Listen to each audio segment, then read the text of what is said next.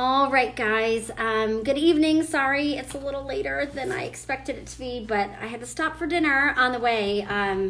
What an exhausting day. I already missed you guys so much, but Brandon and I are here in our hotel room in Asheville, heading the rest of the way to Nashville tomorrow. So today for the sermon, I kind of broke it up into 4 shorter homilies because I didn't know if I could make it through one big long sermon without crying. So we're going to see if I can do that tonight. And part of me thought maybe if I just refuse to preach a final sermon that I won't have to leave and I can still be the pastor at the gathering. But you guys are in such great hands with Stephanie that it's time. So in thinking about what I wanted my last words to be to you, I wanted to share 4 principles that you guys have kind of taught me that have guided me and shaped my life and my faith and journey with Christ. And I just hope that you guys continue to embody these core principles. And the first one is to always, always, always, always err on the side of love. If you go to people that are not in a sanctuary on a Sunday morning and ask them to describe the church in one word, they're probably not going to say love, right? It's not the first thing that occurs to them, and yet it's who we're called to be. It's what we're called to be about. Judgment is probably a word that you'd hear more often from folks not in the church as to why they're not in the church. And Mother Teresa once said, if you judge people, you have no time to love them. And so I want us to get away from judging, from trying to determine who belongs in church and who doesn't, who's loved and who's not, who's accepted and who's not, because everybody loses when we play those games. When we try to be God, we're held to God's standards and we will all fail miserably. So just let it go. Err on the side of love. Live into John 15:12, which was some of Jesus's final words to his disciples before he was crucified. He said, "This is my commandment, that you love one another. Greater love has no one than this, that he lay down his life for his friends." And that's so powerful, right? And in the words, there's a scholar, Merrill Tenney, who said, Jesus repeated his command to love each other because he knew that the future of the work among these guys, among men, depended on the disciples' attitude towards one another. Unity instead of rivalry, trust instead of suspicion, obedience instead of self-assertion must rule the disciples' common labors. And so Jesus realized that when he went up to heaven, if they didn't love each other, they would be divided, they would turn on each other, they would compete, everything would go wrong. And my friends at the gathering at Scott Memorial United Methodist Church, the impact that your ministry will have together depends on the amount of love you have for one another. And we're called to emulate this love that Christ had for us when he poured out his very life, sacrificed his life so that we could be in a relationship with him and with God. So love one another passionately, deeply. And just a reminder about the order and how this love cycle system goes. Mark 12:30-31 says, love the Lord your God with all your heart, with all your soul, with all your mind, with all your strength. And then the second commandment is this, Jesus said, love your neighbor as yourself. There is no commandment greater than these. So here's the trick is a lot of us don't love God more than anything else. There are other things that come up that seem to be a priority, that seem to be more important to us, when at the end of the day, they aren't eternal. They don't make an impact. They don't transform lives. So when God is most important, then that love of God can flow through us and help us to love our neighbor as ourselves. And so often people say, well, I'm trying to help, I'm trying to serve. But then I remind them, you can't love your neighbor as yourself if when you look in the mirror, when you think about your life, all you think about is, I'm not smart enough, I'm not successful enough, I'm not skinny enough, I'm not buff enough. Like whatever your issue is, we look at ourselves and we judge time and time again. And then we wonder why we have a tendency to judge other people. It's because we don't love ourselves. We don't take care of ourselves and who God has created us to be. So nurture yourself. You are the temple of the Holy Spirit. God wants to work and live and dwell in you. So take care of yourself. Set healthy boundaries. Sleep when you need to sleep. Rest when you need to rest. Serve when you need to serve and get up off that couch. But figure out how you can show love to yourself so that you can then pour it out and love your neighbor with this radical love that you've received from God in your own heart and life. So always, always, always, when you have to make a decision for yourself or in the life of the church, ask yourself what will help people feel and experience the deepest and most profound sense of love. And do that, my friends. Principle number two is always reach out to the marginalized. There are people who woke up today feeling broken, like they can't even breathe. They are exhausted and overwhelmed from fighting a system that always seems to win. And I don't care if that system is poverty or addiction or sexism or racism or, the prison industrial complex. But this world is a dark and a difficult place for so many people. And they feel so alone and they feel so invisible. And it is the role and the place of the church to reach out and to not just see them and listen to them, but to speak up for them and to do something about it. Proverbs 21:13 says, whoever shuts their ears to the cry of the poor will also cry out and not be answered. Proverbs 31:8-9 says, speak up for those who cannot speak for themselves. For the rights of all who are destitute, speak up and judge fairly. Defend the rights of the poor and the needy. Proverbs 29:7 says, the righteous care about justice for the poor, but the wicked have no such concern. And Alan P. Ross is a scholar that wrote a commentary on Proverbs, and he says when you read the righteous care about justice for the poor, the word care there can also be translated know or to have sympathetic knowledge. So it's not enough to just scan through your Facebook feed or to catch something on the news or read an article and say, oh yeah, man, that's bad, I care about that. No, you have to know something about it. You have to educate yourself. What is going on? What is the source and the root of this problem? And what can we as people of faith do to try to bring healing and hope and redemption to this situation, to these people that feel like they don't belong, that they feel like they're not understood, that there's no way out of whatever system it is that they're battling.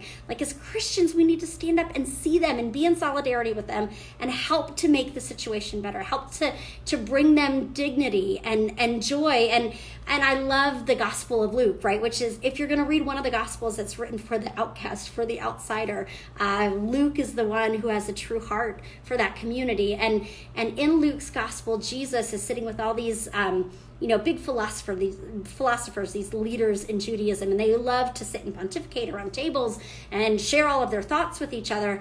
And Jesus is there and he says, you know what?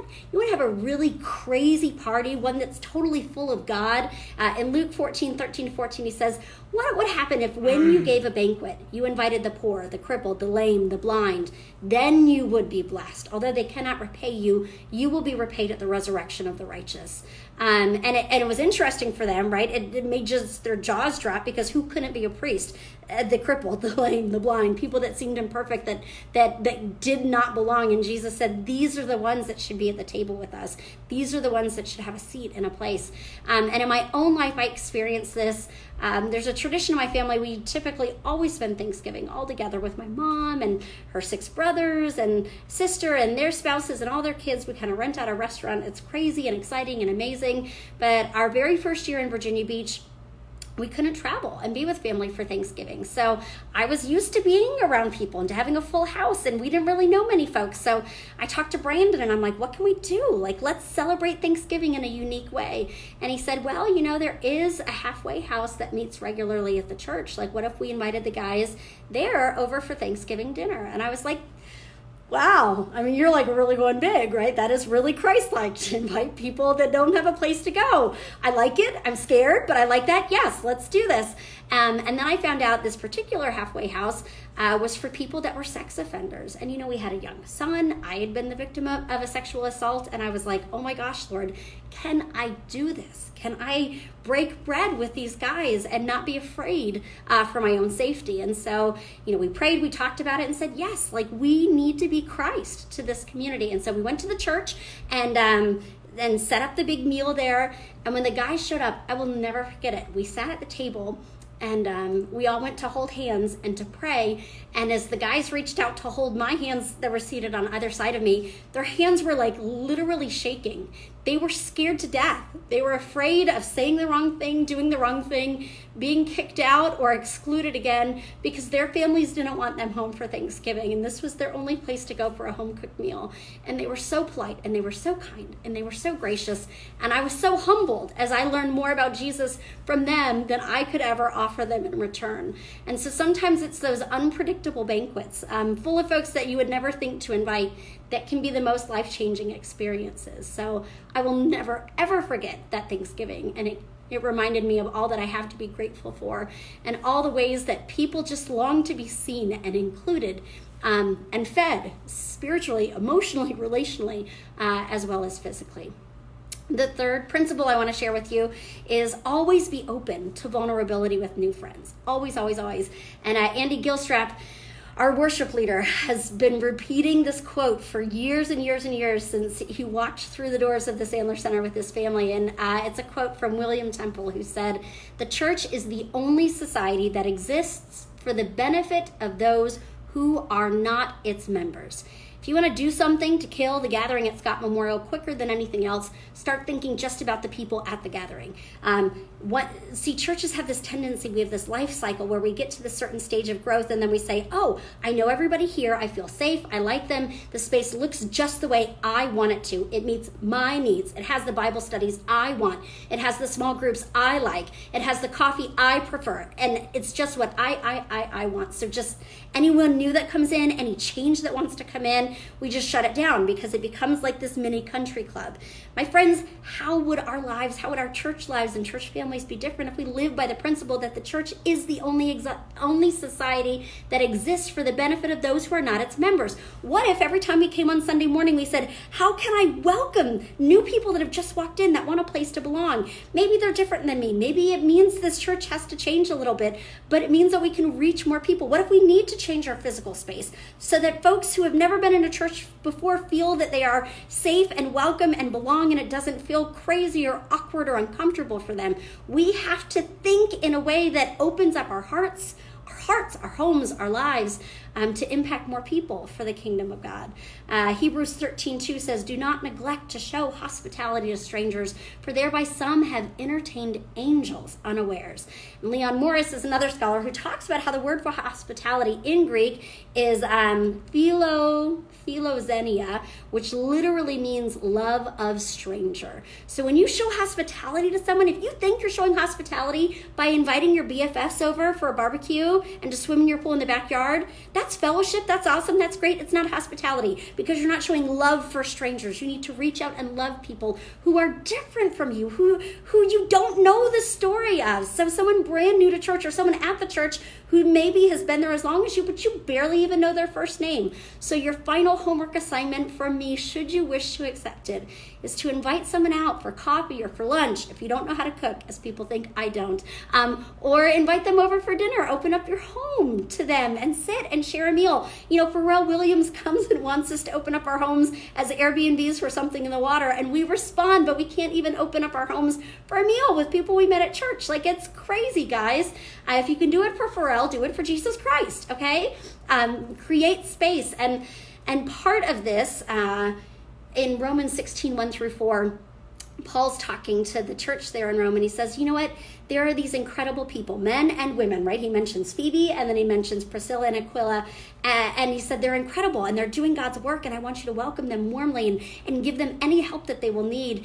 And in thinking about that and connecting it to our command to offer hospitality to strangers, something that I really want you to prayerfully consider and do, the way that you can honor and remember me when I'm in Nashville, is to love and welcome Pastor Stephanie, because she cannot wait to meet you, and I respect and I love my colleague. She is an incredible woman of God, and she is an incredible pastor, and I'm so excited that she's going to come and step into the role there of pastor at the gathering at Scott Memorial United Methodist Church. So open up your hearts and homes to her, you know, invite her over, welcome her warmly, give her a chance, because I think she's incredible, and I'm pretty sure you will too. And to try to help facilitate that, because I love you, this is probably the hardest part of transitioning to Nashville. And what it will mean for me is that I've got to let her be your pastor too. I can't try to continue to stay in your lives and be the one that you turn to when times are tough or when you have questions. So when you text me, when you email me, when you try to Facebook message me, you won't get a response, not because I don't love you, but because I do, and because you deserve a pastor who can show up at your door in your dark moments and give you a hug and pray with you and walk with you through whatever it is that you're facing. And Stephanie is called to do that and to be that person for you. And I can't do that well and do what I'm called to do in Nashville. So I'm gonna kind of go dark. I'm not ghosting you. It's because I love you. It's intentional.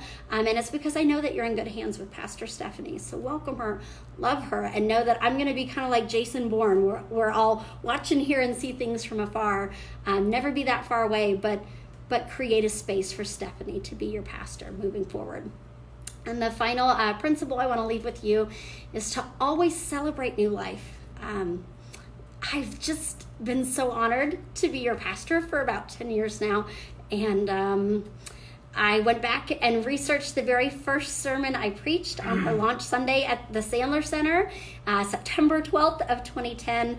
And the passage I preached on was from Luke 15. And in honor of Father's Day, this is the story of the prodigal son, about how our God as Father shows us an extravagant love. So I want to close by reading and retelling parts of the story and sharing with you the importance of celebrating always consistently new life that we see around us as God. Again, we don't judge. We let God's love come and transform people and bring them into a deeper relationship with him. And that's always worth a good party. Okay, so in Luke 15, we hear this story about two brothers. Maybe this is your story. There's an older brother who is very responsible, has a good head on his shoulders, is willing to take over the family business, doesn't make mistakes. And then you have a younger brother who is kind of a jerk, right? And is irresponsible and goes to his father before his father has even died and says, listen, I don't want to wait till you're dead for my inheritance. Can I have it, and can I have it now? Which, let's be honest, he's the younger brother, so he's really not entitled to like Jack Diddley squad. But the father is gracious and he divides everything he owns between his two sons and gives the younger son his share of it. And the son goes off to like Vegas and like spends all the money on who knows what. And then there's like a big crash in the market and there's a famine in the area and no one can get jobs, especially this younger son who is now broke. And so he finds himself in the illustrious job of like feeding pigs, and he realizes the pigs that he's feeding have more to eat than this guy does, that they have better living conditions. And so in Luke 15 it says, when he came to his senses, he said, how many of my father's hired servants have food to spare, and here I am starving to death. I will set out and go back to my father and say to him, Father, I've sinned against heaven and against you. I'm no longer worthy to be called your son. Make me like one of your hired servants. So he got up and he went to his father. But while he was still a long way off, his father saw him and was filled with compassion for him. He ran to his son, threw his arms around him, and kissed him. The son said to him, Father, I've sinned against heaven and against you. I'm no longer worthy to be called your son. But before he can finish his speech, right before he can say, just make me a hired servant, I'm no longer worthy, the father said to his servants, quick, bring the best robe, put it on him, put a ring on his finger, sandals on his feet. Bring the fattened calf and kill it. Let's have a feast and celebrate. For this son of mine was dead and is alive again. He was lost and is found. So they began to celebrate. And it's this beautiful, poignant story. Luke Timothy Johnson says that bringing the fattened calf was a super big deal, because even when you had even like a herd of cows or whatever, most of them just grazed on the grass outside, right? But a fattened calf had been grain fed exclusively, so that when you had a big party, this was the biggest cow of them all to ensure the best barbecue, right? So it was a really big deal. It was a great and phenomenal honor. And this son, who thought there was no chance of ever being loved again, that he had messed up too badly, that he had strayed too far, that he was gone too long, was welcomed right back into a relationship with God. And so if that's your story, if you have messed up and you feel like there is absolutely no way God could still love you based on what you've done, hear the good news. You have a Father who not only forgives you, but runs out to meet and embrace you and bring you back in to celebrate in this massive divine party. But what happens to the other son? Because I don't know about you, me and my story, I have a little more in common with the older son, right? Who has always done everything right. We read that the older son was in the field. When he came near the house, he heard music and dancing. So he called one of the servants and asked him what was going on. Your brother has come, he replied. Your father has killed the fattened calf because he has him back safe and sound. The older brother became angry and refused to go in, so his father went out and pleaded with him. But he answered his father, look, all these years I've been slaving for you and never disobeyed your orders, yet you never even gave me a young goat so I could celebrate with my friends. But when this son of yours who has squandered your property with prostitutes comes home, you kill the fattened calf for him. And I said, I kind of misspoke earlier when I said, oh, I've done everything right like the older son. In the eyes of society, the older son may have done everything right. You know, I look at my life, I've never once smoked a cigarette. I've never tried any type of drugs, even recreationally. I was a virgin on my wedding night. You know, I'm a pastor. My parents are pastors. I tried to do everything right. I was working in the fields, right, when I hear this party music going on. And it can make you really angry if you've grown up in the church and you've always made the right choices and you feel like someone else is getting more attention. But here's the bottom line. Here was the problem with the older brother, and here was the problem with me before I surrendered my life to the love of God. And the problem is this, is it's not about what you do, but why you're doing it. If you make all the right choices, but it's a way of proving yourself or earning God's love, you will fall short time and time again. And you see, the son was complaining, you gave him the fattened calf. I couldn't even have a goat. But as the text tells us, he wanted a goat so he could celebrate with his friends, not his dad. He couldn't even talk to his dad. He wouldn't even go in the party with his dad. And just like he did with the younger son, the father shows that same extravagant love, and he comes outside of the house and he says, my son, you are always with me and everything I have is yours. But we had to celebrate and be glad because this brother of yours was dead and is alive again. He was lost and is found. And so often we share this story about the lost sheep, the lost coin, the lost son, the prodigal son, and we assume that the younger son was the one who was lost, right? The one that went off and spent all this money. But the scholars agree that the lost son here in this story is not the younger one, because at the end of the story, he's not lost any longer. He's known by his father and he's in a right relationship. It's the older son, the one who's used to this regimen and routine, to all these rules and all these rituals that can't celebrate the new life and the journey of someone else, who is lost to his father, that is lost to that relationship because he's so stuck in his own way of doing things and seeing things that there's no room for joy.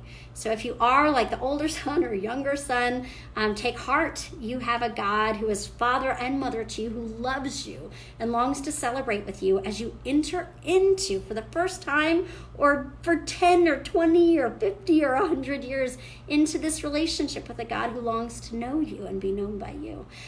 So I'm just honored to know you all myself and to celebrate all the new life and the transformations that we've seen at the gathering, especially in this last month. It feels like we have had so many baptisms. Even today, Mel's baptism was just one of the highlights of my ministry. I love you guys so deeply, and I am ready to party. Maybe not in Virginia Beach any longer, but if not in Nashville at some point or at annual conference with some of you, we will see each other again soon. It's been an honor and a privilege. I could just keep talking all night. I don't want to say my final goodbyes, but I love you all, and I will be praying for all of you every single day. I still have that directory, so I'll just flip through it and pray for you all by name. So know I'm here for you, even if I'm not communicating with you. And keep it going, guys. We started something great, but it is not over yet. Now it's up to you. Your love for God, your love for yourselves and each other, that will see you through to this next phase. Do it. Go with God, and I'll catch you on the flip side.